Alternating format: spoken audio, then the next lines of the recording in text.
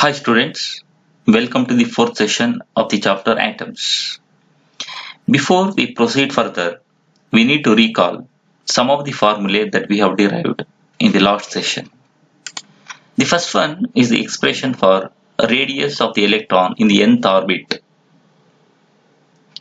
Here A0 is nothing but Bohr's radius. It is given by epsilon naught h square divided by e square pi m, and its value is equal to 0.53 angstroms.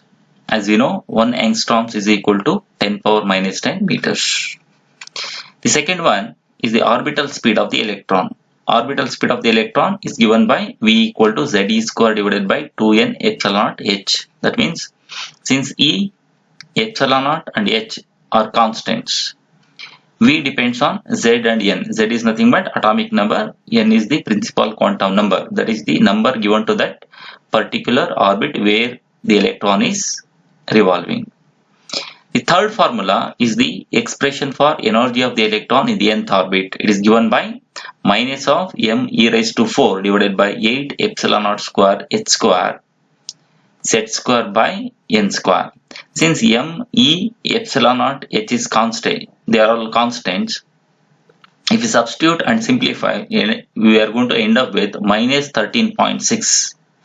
But this is the general expression, so this is nothing but this represents energy of the electron in the nth orbit. Now unit is electron volt. As we know, 1 electron volt is 1.6 into 10 power minus 19 joules. Now in this session, mostly we are going to use this formula, that is the energy of the electron in the nth orbit.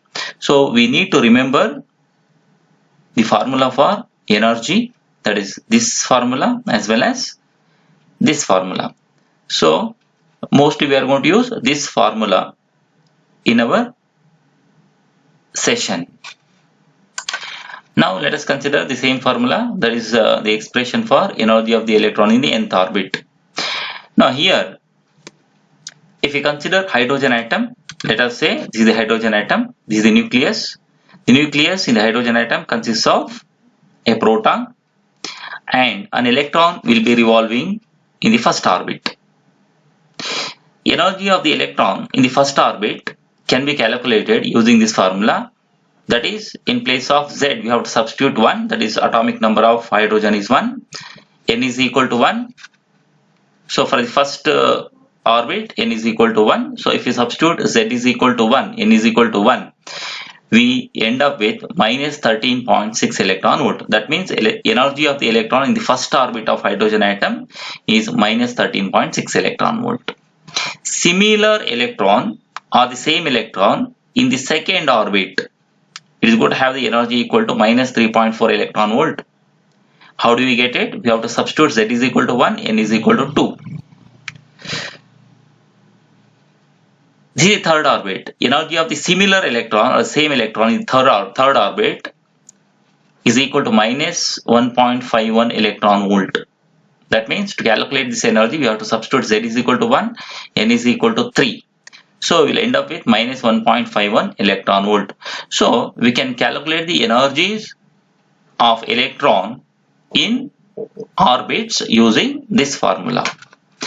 As we can see here, as we proceed from orbit to orbit, that is first orbit to second orbit, third orbit, so on, we'll see that energy of the electron increases. This is nothing but quantization of energy. What I mean is, energy of the electron in the first orbit is minus 13.6 electron volt. The next energy the electron or the same electron can take is minus 3.4 electron volt. The any energy in between minus 13.6 electron volt and minus 3.4 electron volt simply does not exist. Similarly, the next energy after minus 3.4 electron volt is minus 1.51 electron volt. The any energy in between minus 3.4 electron volt and minus 1.51 electron volt simply does not exist. These energies can be represented using a diagram called energy level diagram. Energy level diagram is nothing but the diagram which shows different energy states corresponding to different values of principal quantum number. As we can see in the picture, this is nothing but energy of the electron in the ground state, that is n is equal to 1. It is minus 13.6 electron volt. The next energy it can have is nothing but minus 3.4 electron volt, that is in the next level, that is n is equal to 2. Similarly, the other energies are represented like this. This diagram we called as energy level diagram. That is, energy level diagram is the diagram showing the different energy states corresponding to different values of principal quantum number. Now, as you can see in the energy level diagram, I have marked this as ground state and excited states. Now, we will see what is a ground state and what are excited states. Let us consider hydrogen atom. This is the nucleus, this is the electron in the first orbit. The energy of the electron in different orbits is given here. That is, in the first state, minus 13.6 electron volt. In the second state, minus 3.4 electron volt, and so on. Out of these energies, the minimum possible energy the electron can possess is nothing but minus 13.6 electron volt in the first state. When the electron resides in the lowest possible energy orbit, the atom is said to be in ground state. That means, when the electron is in the first orbit, the atom is said to be in ground state. This is the energy state that would be considered normal for the atom. An excited state is an energy level of an atom in which an electron is at higher energy level than its ground state. What I mean is, if the same electron is moved to the higher orbits, then we say that the atom is in excited state. Now, the question is, how do we move an electron from ground state to the excited state? The electron can be moved from ground state to the excited state by supplying energy. As we can see here, energy of the electron in the ground state is minus 13.6 electron volt. The energy of the same electron in the excited state, first excited state, is equal to minus 3.4 electron volt. That means energy of the electron increases as we go from orbit to orbit, that is lower orbit to the higher orbit. So energy of the electron is to be increased if you want to move the electron from ground state to some excited state. If I want to move the electron from ground state to the first excited state, I have to supply the energy to the electron which is equal to the energy difference between these two states. That is nothing but minus 3.4 electron volt minus of minus 13.6 electron volt, which is nothing but plus 10.2 electron volts. This 10.2 electron volt is the right energy that is to be supplied to the electron to move it from ground state to the first excited state. Now the next question is, how do we supply energy to the electron? Energy can be supplied in the form of heat or light or electrical energy. When the right energy is supplied, which is the energy difference between the ground state and excited state, the electron can absorb the energy and it will go to that excited state. As we can see in the picture, here electron is in ground state. The atom is also in ground state. Now here, the same electron is moved to the excited state. Now, as we can see, electron is in first excited state, but bound to the atom. The atom is said to be in excited state because electron is in first excited state. Now, how do we move an electron from ground state to excited state? By supplying right energy, which is the energy difference between the ground state and the excited state. We have to supply the energy, maybe in the form of heat, light, or electrical energy.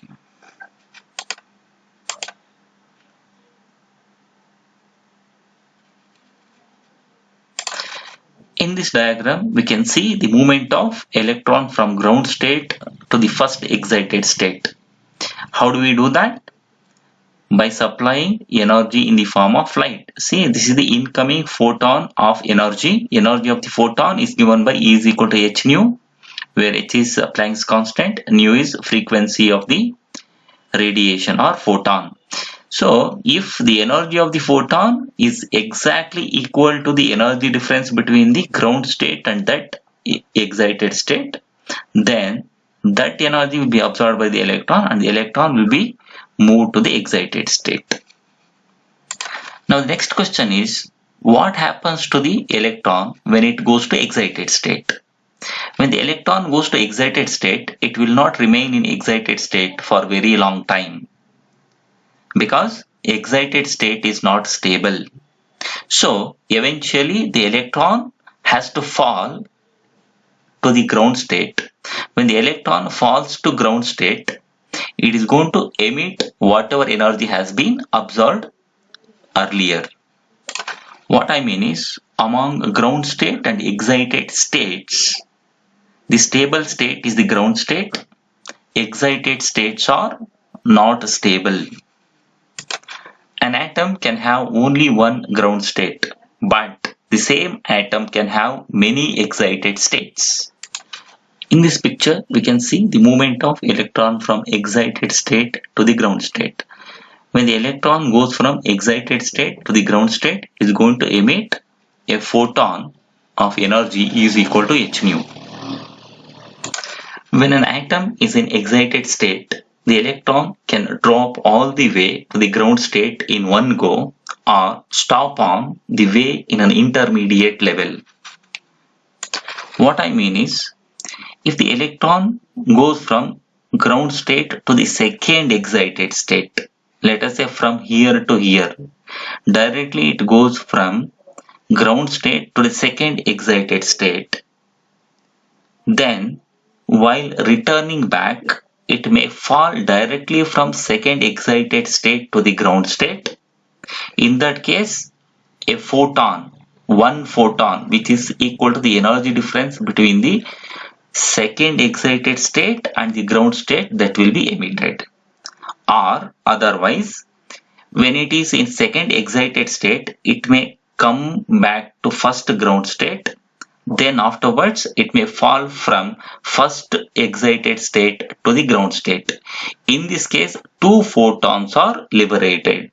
One, when it comes from second excited state to the first excited state, and the second photon when the electron jumps from first excited state to the ground state.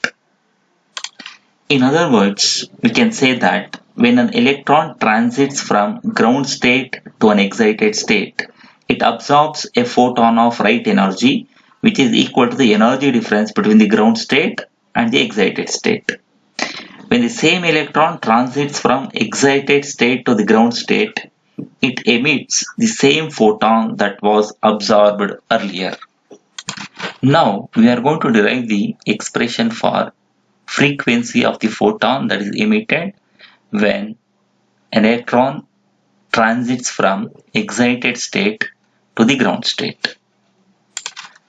To derive the frequency of the emitted radiation, let us consider an atom. That is, the electron in the excited state of the atom. Let us say N1 is the ground state, N2 is the excited state. Now since the electron is already in excited state, it comes to ground state by emitting a photon of energy E equal to h nu. Here we have to derive the formula for frequency, that is nu.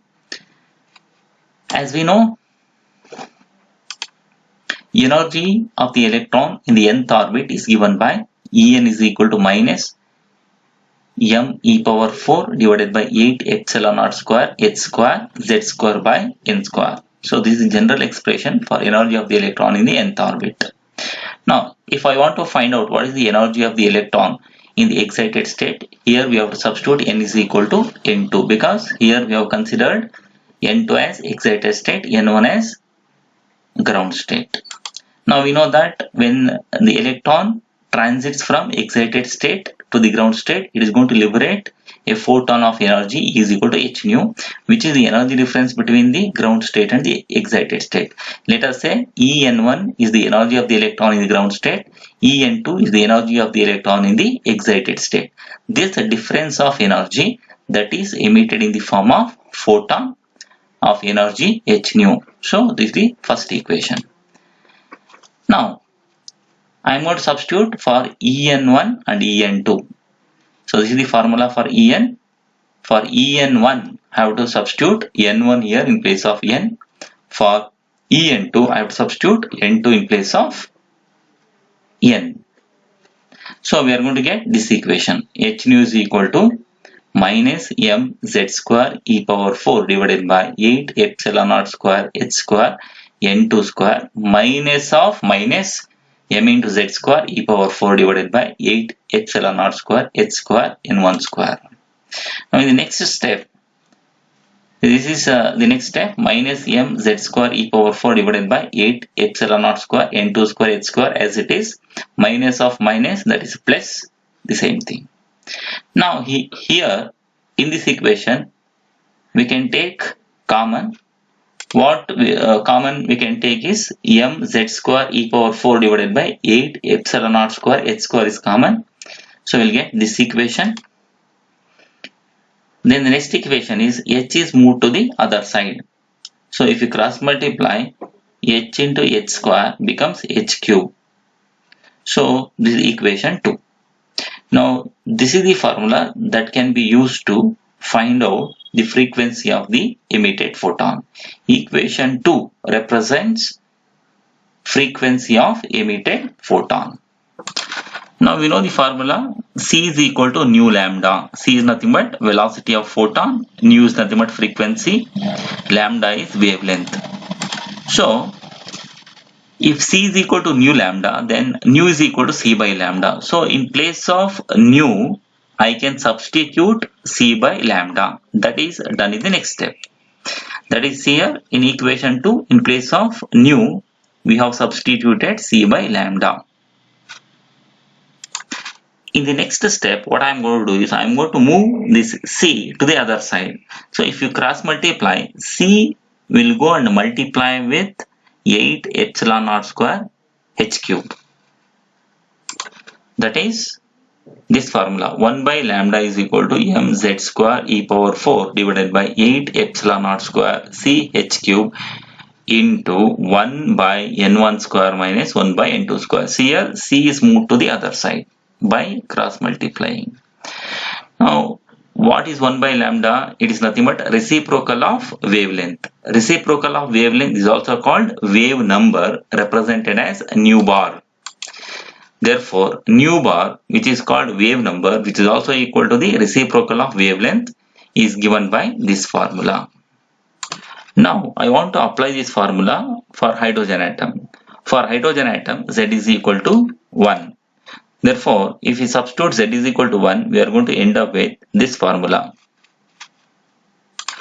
Now, if we observe this formula, we will see that all these are constants except N1 and N2. M is mass of the electron, that is constant. E is charge on the electron, that is also constant. Epsilon naught is nothing but permittivity of free space. C is velocity of light. H is Planck's constant. So this is a constant. If we substitute all the values, we will get a constant value. This is called Rydberg constant, represented as RH. That is shown here. 1 by lambda is equal to Rydberg constant for hydrogen atom, RH, into 1 by n1 square minus 1 by n2 square. Now we can also calculate the value of Rydberg constant by substituting all these values. So if we substitute all these values, that is mass of the electron, charge on the electron, permittivity of free space, velocity of photon, and Planck's constant, we are going to end up with 1.097 into 10 power 7 per meter. That is nothing but Rydberg constant for hydrogen atom. We need to remember Rydberg constant because we can use this value when we solve problems. So this is nothing but Rydberg constant for hydrogen atom. Using this formula, we can calculate lambda. Lambda is nothing but wavelength of emitted photon. So we have derived the formula for frequency as well as wavelength of emitted photon.